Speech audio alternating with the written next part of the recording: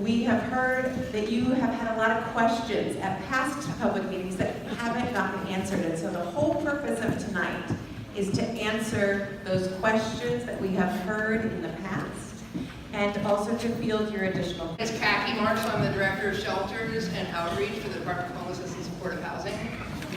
Somebody who I really respect always told me if you're ever going to speak to a crowd of people, tell them why you're speaking to them. I think that one of the reasons why it's me up here today, for me at this particular time in my life, it's important for me to mention that I've been working in direct services with homeless folks since I exited my own experience of homelessness in 1997, where I was able to then run shelters and do that kind of work. And today I'm really proud to be part of one of the most hardest working teams of people I've ever met in San Francisco. So I want to tell you a little bit about the work.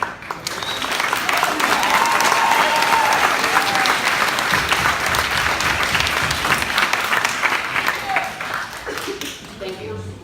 So I'd like to tell you a little bit about what we call our safe neighbor policy, what we call our good neighbor policy for the Embarcadero Center. So I'm going to give you a little.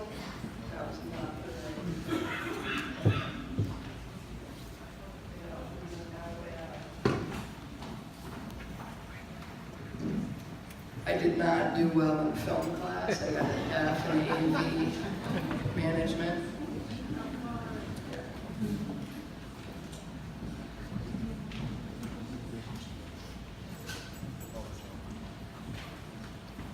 So what you see is a map of the proposed places. You've got the little house symbol, shows you where we're proposing to put the safe center. And we have two different things we're talking about. One is a safety zone and the other is a primary outreach zone. So a safety zone is a zone that typically I work also with a team of folks that works at HSOC, so we're able to take those 311 calls in, figure out where are the places that we're getting any kind of activity right around that particular tight area around the navigation center, and really making sure that we're keeping the patrols of SFPD and working with hot outreach workers and making sure that we're responding immediately to anything inside that area.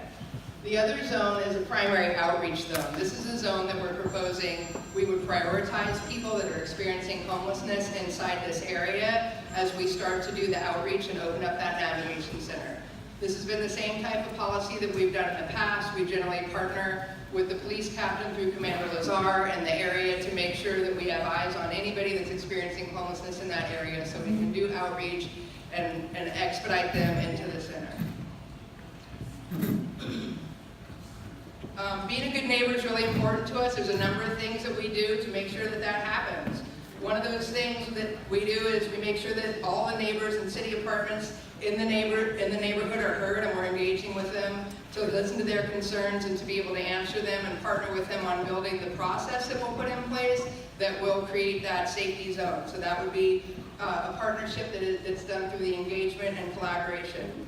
Participating with appropriate neighborhood and community meetings is also a part that's ongoing. So I regularly attend community meetings in areas around where we have our navigation center so that I can hear concerns and make sure that we're responding appropriately to anything that folks have needs that have gone unmet so far.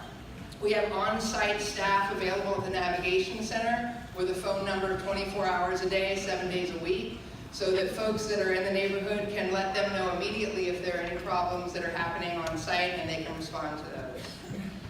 We minimize the neighborhood impact by having 24/7 security around the entire facility, and also this model requires that everyone that's coming to us is being brought in through a referral source, so there's never anybody just walking in. That means there's no lines outside of the facility. Also, because we don't have set meal times, or we don't make people leave in the morning, there's never a time where there's a huge influx of people leaving the facility or coming to the facility. So it's really a very low impact in terms of the coming and going of people in and out of the facility. We work really hard, as Carrie was saying, to make a welcoming environment inside the facility. So there's really a lot of folks being inside, staying engaged, doing what they need to do to take their next step up the housing ladder and not loitering around the outside of the facility.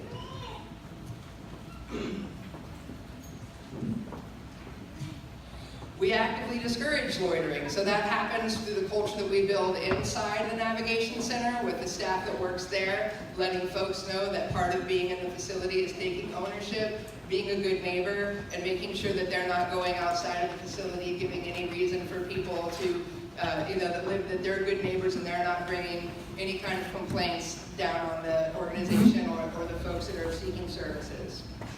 We inform the community of all the services available at the Navigation Center, maintain the safetiness and cleanliness of the area immediately surrounding the facility with security and cleaning crews. We also engage with Downtown Streets to partner with them on cleaning within that safety zone.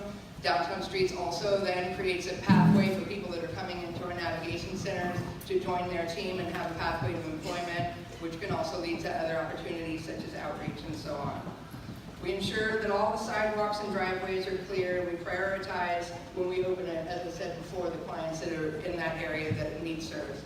I want to show you a little bit about what success looks like. These are some before and after pictures.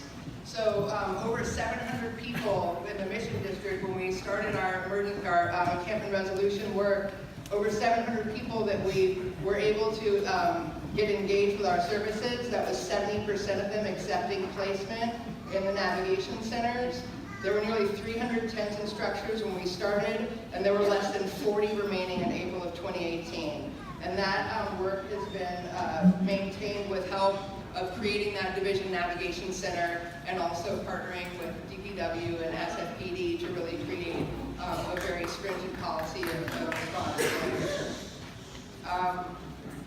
Here's another photograph of a before and after picture. You can sort of see what things look like if you've got an area. I know that a block and a half down where Bryant splits two ways, we've had one of the most hard to maintain areas that is deeply entrenched, and this is what you can plan on seeing in that area if we're able to be here for the amount of time that would take for us to have a navigation center. Here's another picture. We're also working on oversized vehicles and responding. This is a picture of DeWolf where we did a resolution with people that were encamped all along the street, and then we worked with the neighborhood to actually create some posting of oversized vehicle signs and clean that up, and that maintains at that level of clarity to this day. So that was a really amazing achievement recently.